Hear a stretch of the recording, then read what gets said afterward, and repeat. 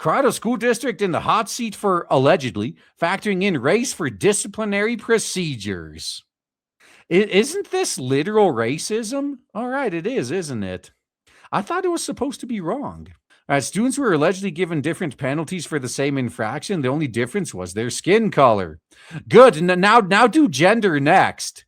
Maybe you could go after the sentencing gap after this. That would be nice. It's about time someone looked into that one.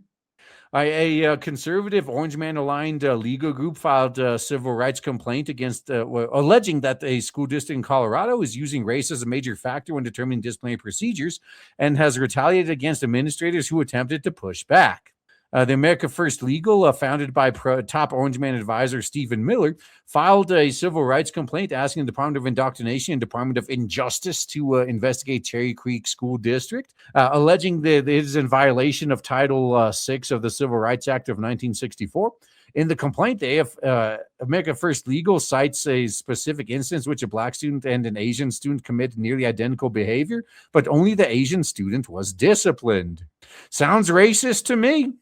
AFL also obtained undercover recordings of discussions between administrators that allegedly show them admitting that the district's DI chief has been interfering with disciplinary procedures on the basis of race. When an administrator tried to step in and call out this racist activity, the official was retaliated against. Good. What was the retaliation, and can the guy sue now? I think we should be looking into this. If a public school district can openly run discipline and employment systems through a racial filter, then the rule of law means nothing. True. That's true.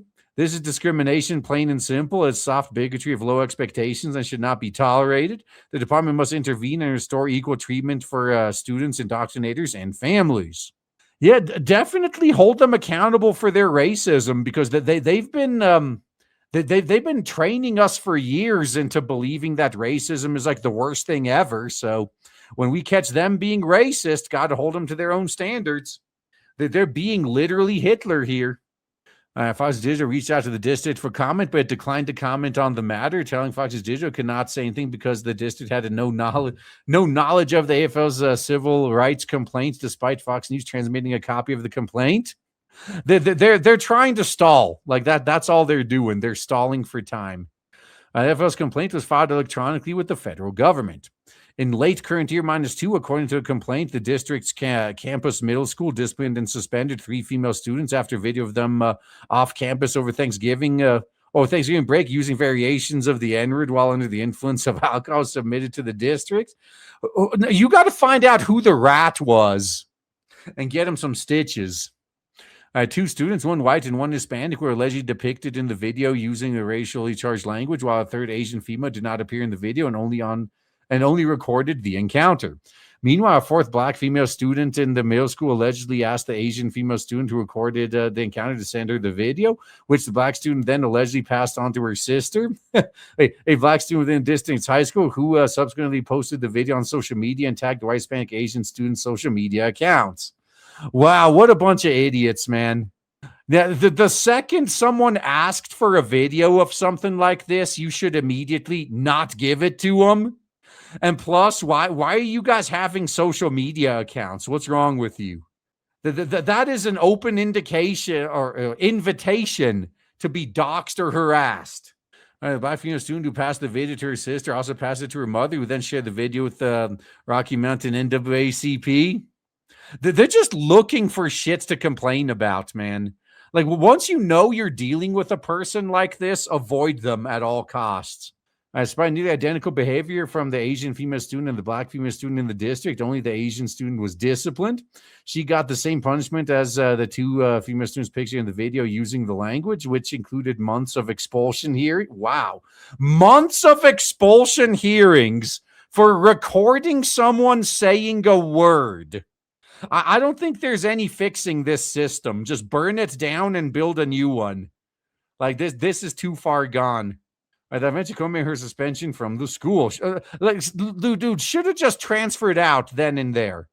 Although, never mind, it's not as easy in middle and high school as it is in college. Yeah, you're kind of limited to where you can go based on where you live. The black students involved disseminated the video to a much broader audience than the Asian student, despite both black female students involved engaging in materially identical conduct. As the Asian student, this did not impose any discipline after the black students' nearly identical infractions came to light. Former campus assistant principal Dan Hansen instructed personnel not to address the matter in electronic communications due to concerns about public records requests and adverse publicity. Hey, we're probably going to be looked into for this, so don't say anything on the record that could get us in trouble. This is starting to sound like a cover-up now. That should be investigated as such.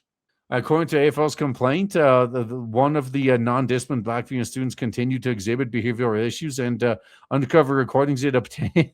Well, who's doing the undercover recordings? They obtained involving discussions between district administrators show campus middle school officials admitting the district's equity department interferes with the equal application of disciplinary policies. I think we got our evidence right there, man. Maybe someone's got to be made into a millionaire over this. Their first instinct is implicit bias. So if, for example, Redacted is not responding appropriate to the black female students' concerns, it's because Redacted has implicit bias towards the black young lady. Oh, okay. So that is just the typical victim blaming they're doing there. That's just how the black female student communicates. Oh, but no one else is allowed to communicate that way. Got it.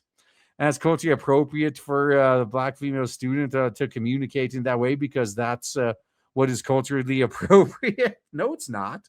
This is racist as fuck, man. Like they're literally saying, like, oh, they just don't know better. They're like dumb animals that can't learn. All right, is that what you wanted to think of you? I guess. That's what I mean, that whiteness that is present in our building is looking at this in a punitive way. We are attributing negative connotation was essentially exactly what we're calling her disrespectful or disruptive or defiant when she's just communicating a culturally appropriate way. I mean, never mind that maybe the culture is disruptive and disrespectful or defiant, huh? According to the AFL's complaint, the school personnel said they have no ability to enforce anything against the black female student who was continuing to act out because they would lose every time since their hands were tied by the district's DEI department. If you got that recorded, if you got that evidence, shit, maybe test it. Try instituting some discipline and seeing how they react. This also allegedly retaliated against the former dean of students, Pat Hogarty, when he voiced disagreement with the district's DI priorities. So what they do to him? In January current year -1, Mr. Hogarty took part in a courageous conversations training where when faced with the topics of what does it mean to be white and experiences define whiteness and how do you identify, Hogarty stated that he identifies as an American, and he loves his country. He believes the greatest country ever founded.